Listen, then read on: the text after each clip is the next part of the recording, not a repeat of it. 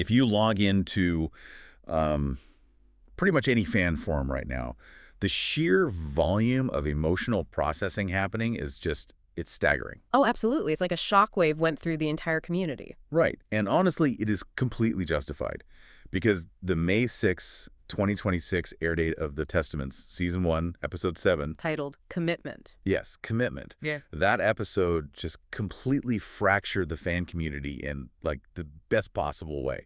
So welcome to the deep dive. Thanks for having me. I mean, we really have a lot to cover today. We do. We are stepping directly into the blast radius of this episode today. We're pulling from this massive, highly active Reddit thread where fans are just desperately trying to unpack everything. Yeah, they're pulling apart the character arcs, those incredibly unsettling lore implications, and, well, the world building that just got flipped totally on its head. Right. And the reaction to Commitment is just undeniably visceral.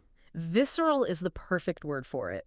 We're seeing these massive paragraphs of analysis from viewers who are clearly wrestling with profound emotional whiplash. Yeah, it's a lot to take in. It really is. And to understand the scale of this reaction, we really have to look at the psychological baseline this universe has established. Oh, right, because the baseline is not normal. Exactly.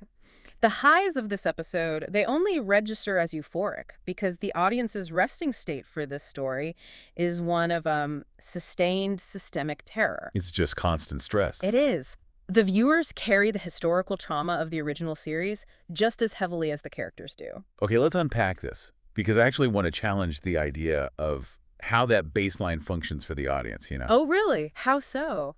Well, we talk about the trauma, but the specific memories fans are citing in the thread, they aren't just the broad strokes of a dystopian government. Right, they're getting into the weeds. Yeah, they are hyper-specific, agonizing details. Like, they are pointing back to the Season 2 mock hanging. Oh, God, yeah. Yeah. Where the handmaids were put in nooses for refusing to stone Janine. Exactly. Yeah. But the detail that always surfaces when fans talk about that scene isn't just the nooses. It's the memory of one of the women wetting herself from pure, unadulterated terror, like that physiological reality of fear.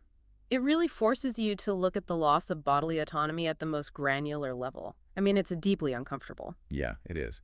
And there are other examples fans brought up too. Oh, for sure. When fans recall the women in D.C., they don't just talk about the political suppression. No, they talk about the physical weight of it. Right, the metallic sound of those heavy rings bolting their mouth shut. It's sensory. Just thinking about that sound gives me chills. And the losses too, right? Oh, absolutely. They carry the sudden, brutal shock of Alma and Brianna being hit by a train during their escape attempt. That came out of nowhere. It did. Or Eden being executed by drowning for something as fundamentally human as seeking romantic love.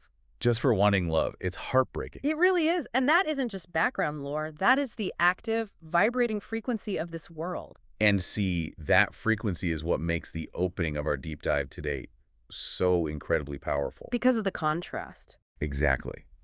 Because out of that relentless darkness, the community experienced what one fan brilliantly termed a jump joy. A jump joy. I love that phrase. Isn't it great? Like, we always talk about jump scares in horror, but this was a sudden, heart-stopping ambush of pure happiness. I know exactly what you're talking about. Yeah, I am talking, of course, about the triumphant return of Rita. The eruption of relief regarding Rita's return was just instantaneous. I mean, the thread was completely overwhelmed with all caps screaming. Oh, people lost their minds. But what I find fascinating is the specific inventory of details the fans fixated on regarding her new life in Toronto. Right, it wasn't just that she was alive. Exactly. It wasn't just that she survived, it was the texture of her survival. The texture is everything. Like, she has this incredibly chic bob haircut. The haircut is so good. It is. And she's wearing killer lipstick. She has this really cool apartment, and oh, she owns a cat. The cat detail was huge. It legitimately caused a meltdown in the thread. And this is the best part. She is attending culinary school. Yeah, I was reading through these comments, and people were breaking down the significance of that culinary school aspect. It's so layered. Plus, there is this phenomenal behind-the-scenes reality that Amanda Brugel, the actor playing Rita, she actually wrote her college thesis on the character from the original novel. Wait, really? Her college thesis? Yeah, she has been academically and emotionally invested in Rita's psychological landscape for years. That is incredible. And if we connect this to the bigger picture, the culinary school detail is a masterclass in narrative reclamation. Oh, I like that term, narrative reclamation. Well, think about it. We know what a Martha is. We know the domestic servitude, the lack of agency, the constant threat of the colonies hanging over a burnt loaf of bread. Right. The kitchen was literally her prison. Exactly. So for Rita to freely cross a border, look at the very skill set that was violently forced upon her in captivity and choose to reclaim it. Like as an art form. Right, as a passion she pursues for her own enrichment. That is a profound subversion of Gilead's control. It really is. And, I was trying to find a way to articulate why the cat hit me so hard. Oh, I'd love to hear your thoughts on that. It feels like, okay, imagine you have a rescue animal that was kept in a small, dark, violently abusive cage for years. Okay. And then finally, you see a video of that same animal years later just lazily batting at a toy in a sunny living room. Oh, wow. Yeah. It's the most mundane action in the world, right? Playing in a sunbeam. But when you know the history of the cage. That mundane moment represents an earth-shattering victory. Exactly. Rita learning how to just be. To care for a companion animal not out of duty, but for love and spatial autonomy, it's monumental. That analogy perfectly isolates the emotional core of her return. She isn't performing survival anymore, She is simply living. Yeah, she's just living her life. And the writers distill that entire journey into a single masterful exchange in the episode. Oh, I know the one you're talking about. Right. Someone says, "Fuck Gilead." And Rita calmly responds, "I'm trying." I'm trying. It's so stripped of pretense. Exactly. There's no grand cinematic declaration of war. Right. She's not picking up a machine gun. Because grand declarations often mask the reality of complex trauma. Saying, "I'm trying," acknowledges that the ghost of the regime is still in the room with her. Yeah. It's an admission that recovery isn't a destination you just arrive at. It's an active, daily practice. For an audience that has witnessed the systematic dismantling of her psyche over multiple seasons, hearing her admit the difficulty of moving forward is a massive cathartic release. It totally grounds the fiction in psychological truth. It really does. But of course, the brilliance of commitment is that it doesn't let us bask in that sunny living room for long. No, the writers don't give us that much of a break. They really don't. Because the contrast is immediately weaponized against the viewer. Right, we pivot from Rita to Agnes. Exactly. We see Rita reclaiming her agency, but then the narrative brutally pivots back to the younger generation, still trapped inside the machine. It's so jarring. It is. Agnes is currently walking blindfolded into the very systems that Rita barely survived. And we, the viewers, are forced to watch her slowly awaken to her own enslavement. The tragedy of Agnes in this episode is the realization of her own commodification. Oh, that's a harsh way to put it, but it's true. We see her navigating this incredibly tense dynamic with Garth. The fans definitely picked up on her forbidden crush. Oh yeah, the thread was all over that. But what really resonated was Garth's reaction to it. He tells her, point blank, to go back inside. Yeah, he totally shuts it down. And the community immediately labeled Garth as the version of Nick they always wanted in the early days. Wait, really? The new Nick? Yeah, because he's someone who recognizes the existential threat of the environment and tries to enforce a firm, unromantic boundary to keep her alive. That makes so much sense. Garth sees the board clearly. He knows they can't play games. Right. But then on the other hand, we have Daisy. Oh, Daisy. This was a hugely debated topic. She comes from the outside, interacting with Agnes, and she attempts to, quote-unquote, protect Agnes by lying to her about what the outside world is actually like. Yeah, and I really struggle with Daisy's choices here. I mean, why do we instinctively default to shielding people from the truth under the guise of protection? It's a common psychological defense, I think. But historically, withholding critical context from a victim just makes them feel more isolated and crazy. Absolutely. The fans were incredibly frustrated with Daisy, too. They noted that her lies just made Agnes feel patronized and furious. Because Agnes isn't stupid. Exactly. It's a classic manifestation of misguided paternalism. Daisy looks at Agnes and sees a product of the system. Right. Someone she assumes is too fragile or indoctrinated to handle the harsh, unvarnished truth of the outside world. So she attempts to cushion the psychological blow.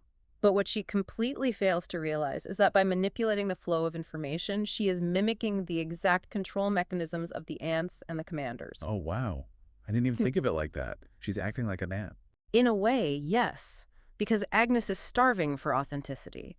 When you are just beginning to sense the invisible walls of your cage, a well-intentioned lie from an ally feels indistinguishable from the propaganda of your captor. That is a brilliant way to frame it.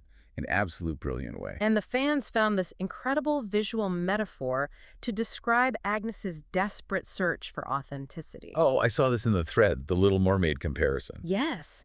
One user pointed out that now Agnes gathering up random pieces of trash and artifacts from the outside world is a direct parallel to Ariel from The Little Mermaid.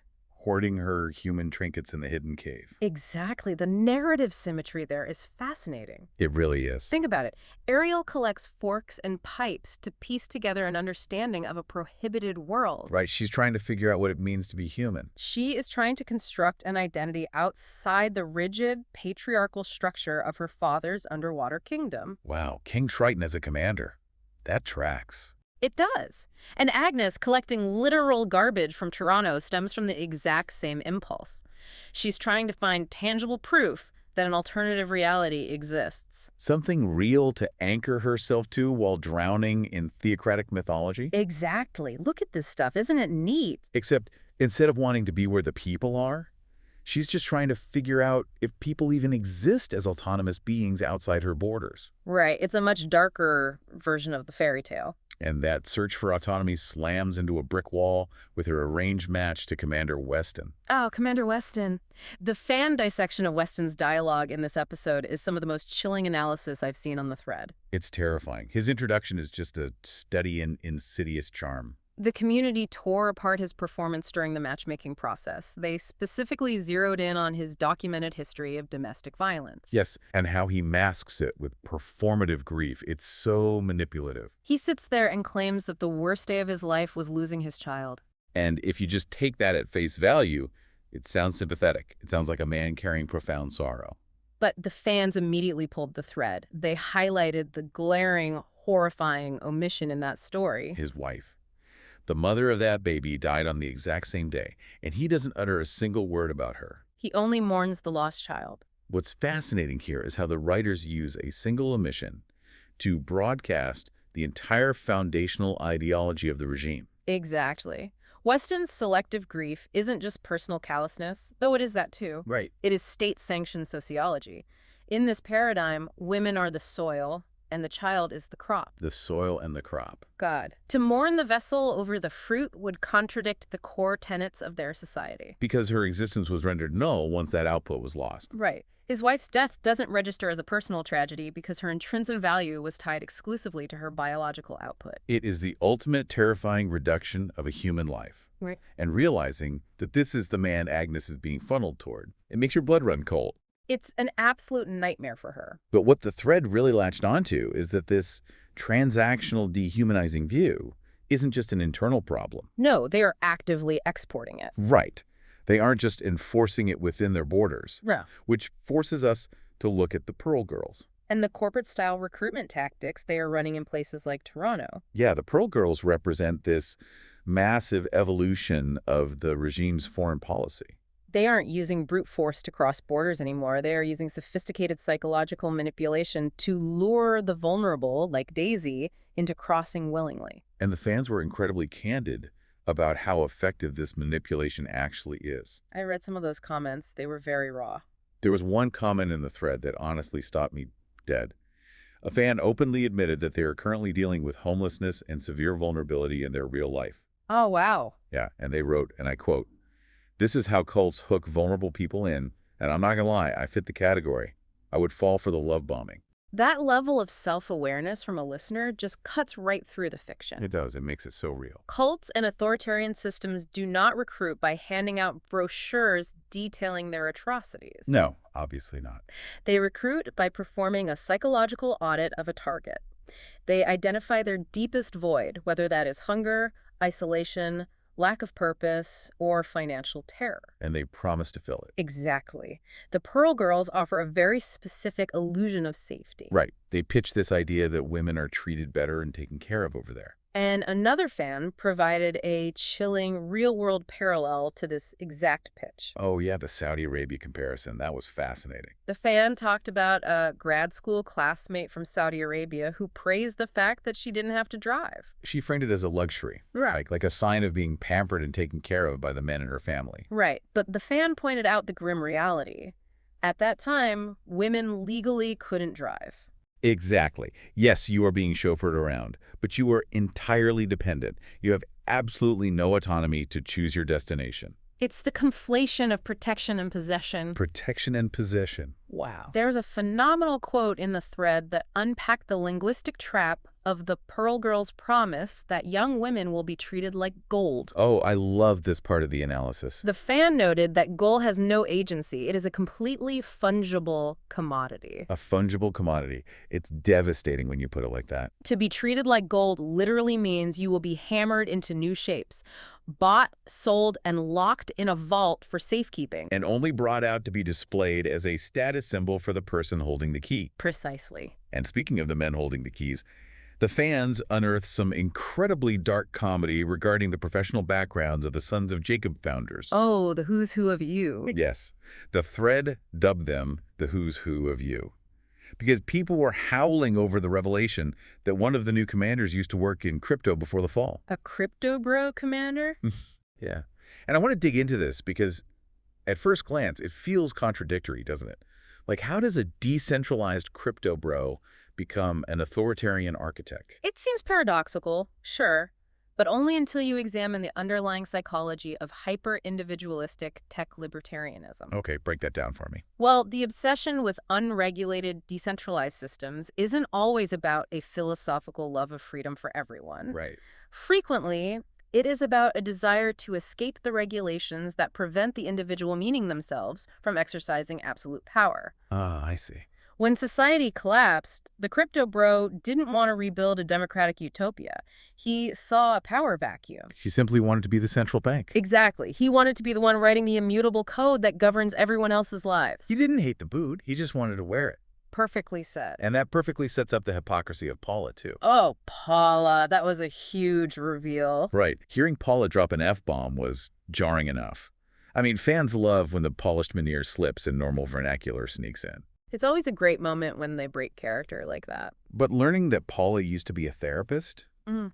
the community was absolutely stunned by that. It's a really dark twist. How does a licensed mental health professional, someone bound by an ethical code of do no harm, cross the chasm to become an enforcer for a theocracy? Well, this raises an important question about the weaponization of psychology. What do you mean? We assume therapy is inherently benevolent, right? Yeah, to help people heal. But cognitive behavioral therapy, deep empathic listening, understanding trauma triggers, these are fundamentally just tools for understanding the architecture of the human mind. Okay. And if you know exactly how the mind is built, you know exactly where the load-bearing walls are. Oh. You know how to demolish it efficiently. Wow. So you're saying she isn't acting in spite of her training. She's actively utilizing it. Precisely. Think about what it takes to survive in a society that executed the neurodivergent and the disabled, which fans frequently cite as one of the most horrifying background details of the lore, by the way. Yeah, it's sick. For a therapist to survive that, she has to engage in an almost incomprehensible level of cognitive dissonance. She has to twist her entire worldview. Right. She likely convinced herself that by enforcing conformity, she was providing a new form of psychological cure for a diseased society. It is the ultimate perversion of her profession. It really is. It makes you question everything about societal guardrails. Like, do our morals actually hold up under existential threat? Or do we just adapt our ethics to justify our survival? It's the million-dollar question, isn't it? It is. But here is where we have to pivot. And I mean a massive pivot in our deep dive today. Right, because we need to talk about the data point. Yes.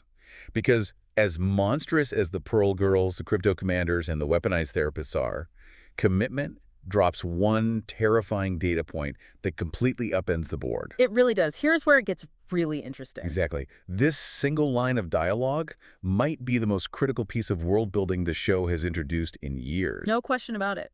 Daisy mentions, almost offhand, that she only knows one girl back in Toronto who has gotten her period, just one who is fruitful. One girl in an entire major city. Right. But then we look inside the borders of Gilead, and we see that a significant number of the plums, the young girls raised entirely within the system, are getting their periods. They are maturing biologically. The outside world is completely stagnant, but inside, the biology is actually working. So what does this all mean? Well, if we synthesize this data, it suggests a paradigm shift that changes the entire premise of the narrative. Okay. 10 plus years into this regime, we are no longer just looking at resource hoarding. Right, because in the early years, the strategy was brute force, violent extraction. Exactly. Rounding up the remaining fertile women and using them as localized breeding stock. A completely horrific but temporary solution. But this new generation, the Plums, suggests that whatever draconian combination of environmental policies, toxic cleanup, strictly controlled diets, or social isolation they have implemented. It might actually be curing the fertility crisis. Yes. The system might be working on a biological level. I want to pause here, because the implications of this are so vast that we really need to step back and look at the global chessboard. It's a huge geopolitical shift. Right. I want you, the listener, to set aside the emotional horror for a second and look at this from a purely strategic geopolitical standpoint. Just look at the numbers. Yeah. If Gilead is genuinely succeeding in saving the human species from biological extinction, how does the rest of the planet view them? It creates the ultimate unsolvable geopolitical trolley problem. A trolley problem. That's a great way to put it. Think about it. Up to this point, the international community, Canada, the UN, the remnants of the American government, they've been able to maintain a unified moral high ground. Because they can point to the regime and say, these are monsters. And the world knows they are monsters. The atrocities are fully documented. Right. The fans in the thread brought up the horrors of the original show to make this exact point.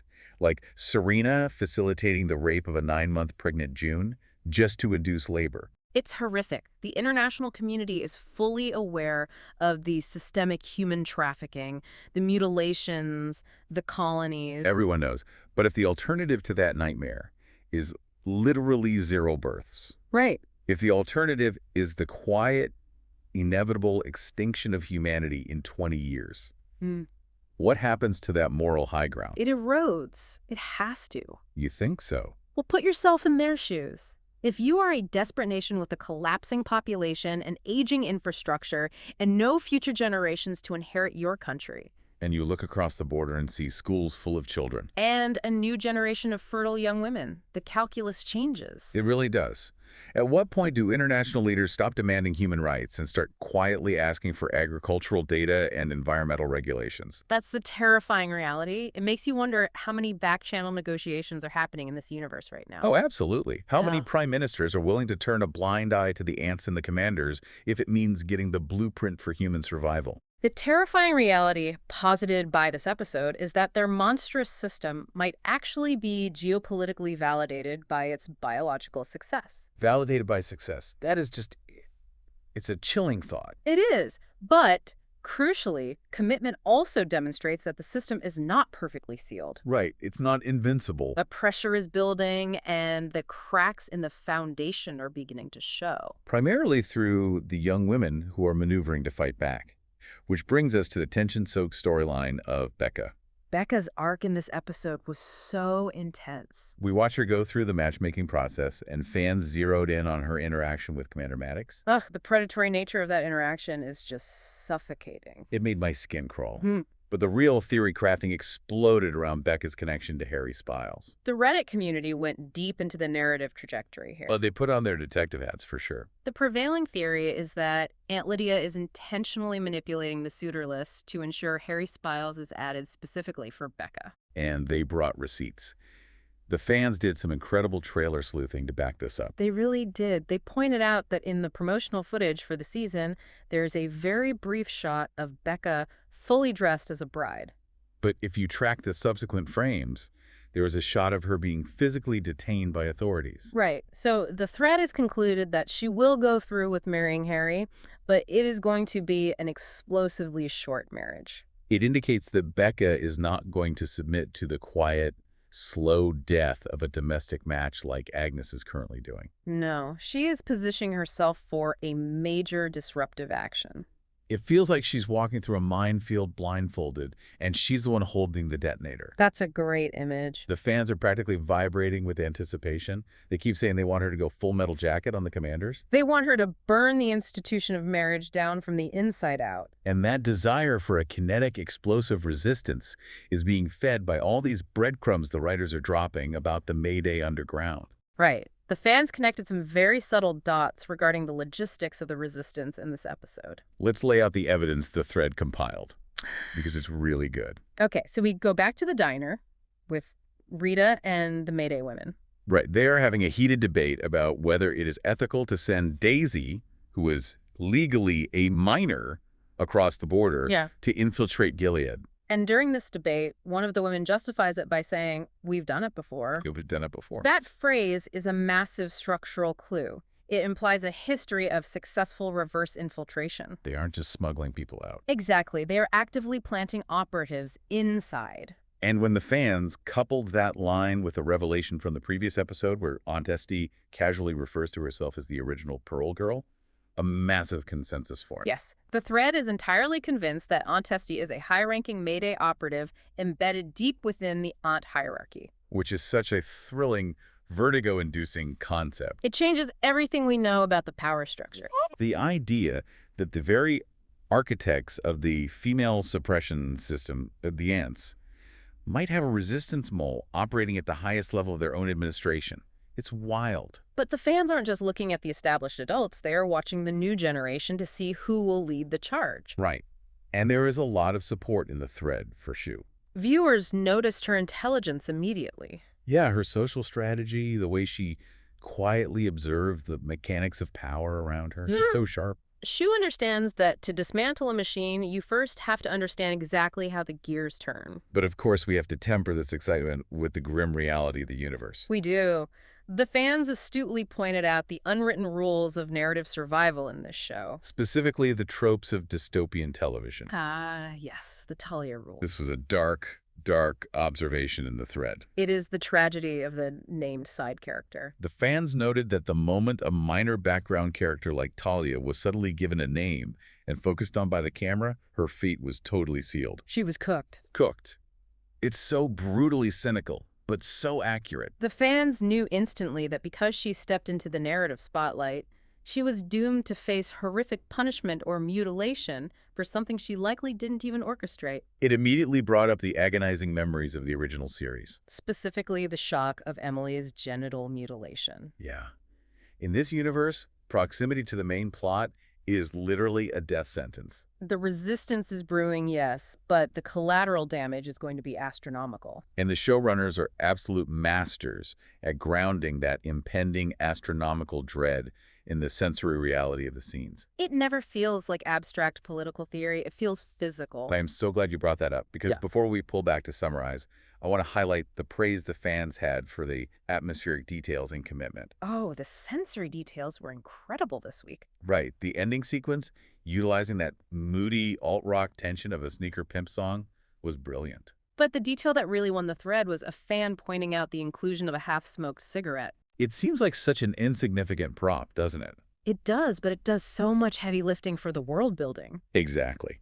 A former smoker in the thread commented that leaving a half-smoked cigarette chilling in a closed, unventilated room creates a highly specific, truly disgusting smell. It's stale, it's sour, it clings to the fabric of everything. And they praised the show for including it, because it forces this high-concept dystopian fantasy down into a gritty, ugly, olfactory reality. You aren't just observing a theocracy from a distance. No.